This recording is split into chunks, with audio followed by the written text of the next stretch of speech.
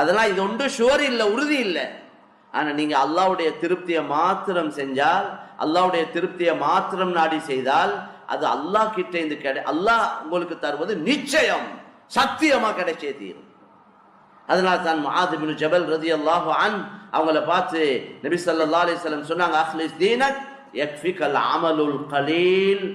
நீங்க தீனுடைய காரியங்களை எந்த நன்மையான காரியத்தையா இருந்தாலும் அது கலப்பற்ற எண்ணத்தோட பரிசுத்தமான நீயத்தோட அல்லாஹ்வுக்காக அதை செய்யுங்க.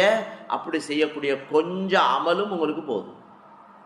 அப்படி செய்யக்கூடிய கொஞ்சமும் போதும். பெரிய நாங்க சொல்றோமே குவாலிட்டி தான் தேவை, குவான்டிட்டி தேவையில்லைன்னு, அது ஹதீஸ்லயும் வந்துரு. உங்களோட பெரிய மலை மாதிரி அமல் தேவை இல்லை, அது சிறிய அளவா இருந்தாலும் பரவாயில்ல, இஹ்லாஸோட அல்லாஹ் எதிர்பார்க்கிறார்.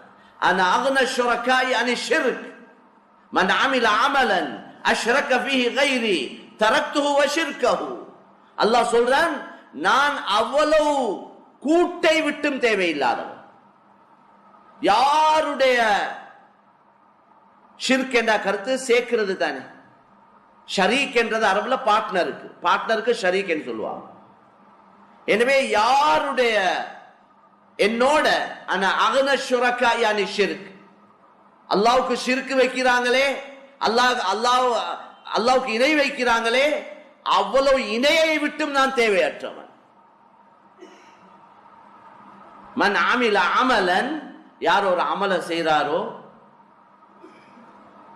அஷ்ரக ஃபீஹி கைரி, அந்த அமல்ல என்னோட எனக்காக செய்ய வேண்டிய அமல்ல இன்னொருத்தரையும் சேர்த்து கொண்டால், இன்னொருவரையும் சேர்த்து கொண்டால், இன்னொருவரை சேர்க்கிறேன்டா என்ன கருத்து?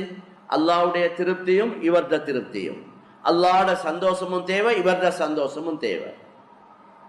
அல்லாஹ்வையும் சந்தோஷப்படுத்தணும், இவரையும் சந்தோஷப்படுத்தணும். அல்லாஹ் சொல்றான், அப்படி எந்த அமலையாவது யாராவது நீங்க செஞ்சா நான் அந்த அமலும் தேவையில்லை, அமல் செஞ்சவரும் எனக்கு தேவையில்லை. தரக்துஹு வ ஷிர்க்.